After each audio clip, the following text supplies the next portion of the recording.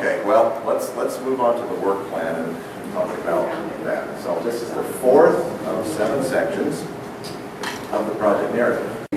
Review criteria that the work plan falls under is both impact and response. Potential points are 40, so that's the most of any of the sections in the narrative. So we're suggesting, again, based on an 80-page limit, if we were to use all 80 pages, the work plan could be somewhere between 20 and 25 pages. So this is the biggest section of your project narrative. And then associated attachments, again, we talked about attachment 5 being the progress summary report, which is a summary of the non-competing summary report that you submitted last December.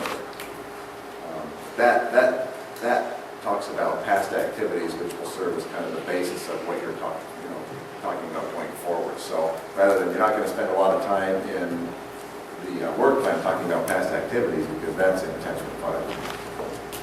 But you can refer the reader to the attachment for previous history. So just graphically, you can see here, again, the work plan is worth essentially 40% or 40 points of 100, so it's by far the biggest.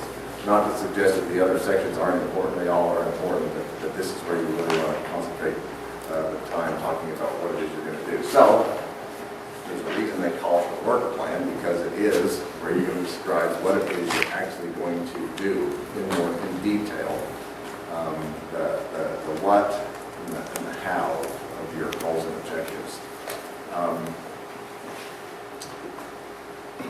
So you do, this is very important, you want to follow the roadmap that you developed in the methodology section, again, using the same goals and objectives. Now, whether you end up maybe combining these with some sort of an orientation to the reviewer, that sections 3 and 4 are combined, or whether you keep them separate. If you keep them separate, I think it really is important that you want to use the same goals and objectives and the same wording. That's why we suggest internally it is a good idea to cut and paste. So the goals and objectives you use in the methodology section, you can cut and paste those into the work plan section, so you're using the exact same wording, not just a general reference to a goal or objective.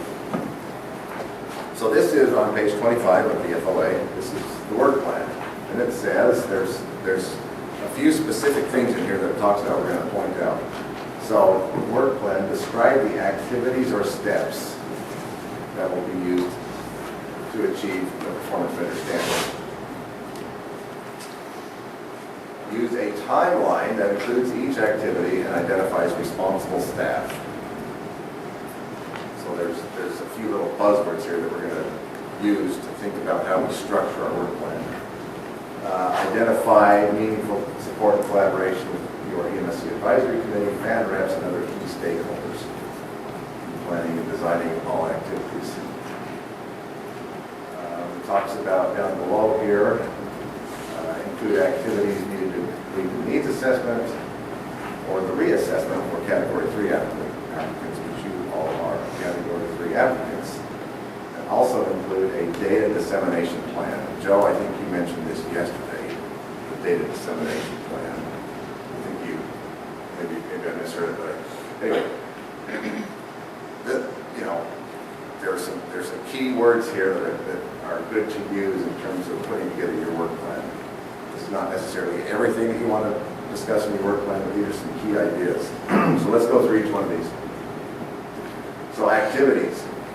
If you were going to think about all the activities that you might be doing under any of the performance measure areas, there's reassessment, which we'll talk about here in a minute, but there are other things as well. Trying to improve the number of agencies that have protocols. You might be distributing protocols to agencies, or purchasing, distributing equipment, promoting the PEDS readiness assessment, attending MEDARC workshops, holding advisory committee meetings, expanding number of PEP offerings. These are all examples of types of specific activities that you would be talking about, or could be talking about in your work plan. These are not the things that you're putting in the methodology, because you're just talking about the goals and basic objectives, but this is more detailed. Specifically, is mentioned the performance measure reassessment. So this is where you're going to want to talk about your plan for reassessing each of the performance measures. Keep in mind that, as we talked about yesterday, that performance measures 76 and 77 are going to be, the plan is they're going to be part of the pediatric readiness assessment. So those measures will essentially be surveyed for in the coming, this coming fall and into early next year with the PEDS readiness project rollout. Think about the role of the FAN rep and the advisory committee and other folks that get involved in this process. And again, this is a very collaborative, kind of a multi-organizational process for, certainly certainly for the PEDS Ready project, but also for the performance measures. So you will essentially be writing into your work plan a plan for reassessing the EMS performance measures in 2013 and 2014. Also for 16, right? Well, in 16 and 17, because there'll be 2 data collection cycles. Within what we're applying Within for. this So we 4-year need to include it twice. Right. So the data dissemination plan, that was explicitly stated in the work plan. So the overall goal or the idea behind this data dissemination plan, again, is that the data don't just sit there, but that they get out, and they get out beyond just, say, for instance, your EMSC advisory committee, and really think about a broad kind of a distribution net for the results of both performance measures for pediatric readiness, and any other types of data that you might have. You want to describe the type of media that you would use in the data dissemination plan, and there's several different ways you can obviously get data out. This is a picture of a fact sheet, for example. What are some other types of media you might use to disseminate data? We get a description for that dissemination data workshop, what we're going to learn specifically that to include in our work plan. Which workshop? Dissemination of data, San Diego. Oh, that's yeah. Let's see. Yeah, we have it. It's identifying opportunities for improvement, but it certainly has to do with data dissemination. Yes. Yeah. So be able to give us lists of what those are going to be, what. Like the types of things you might be learning and things you might. Yeah. Things you might be having. Be able to produce after going to that meeting. Yeah. We can put together a kind of a shell of some things that can be used. The learning objectives and description are on the New York website. Okay. But take a look at that, Ron, and see if that Thank you. That gives you enough. So this is a good place that perhaps your, again, beyond your advisory committee, that your fan rep or other elements of the work plan is a timeline, and anticipated timeframes for all the activities that we'll be talking about. I know folks who've written these grants before have probably done these in different ways. When you talk about your work plan and various activities in that, you can talk in kind of a text format about the time frame and the anticipated time frame of the activities. You can put it into a more visual type of a matrix.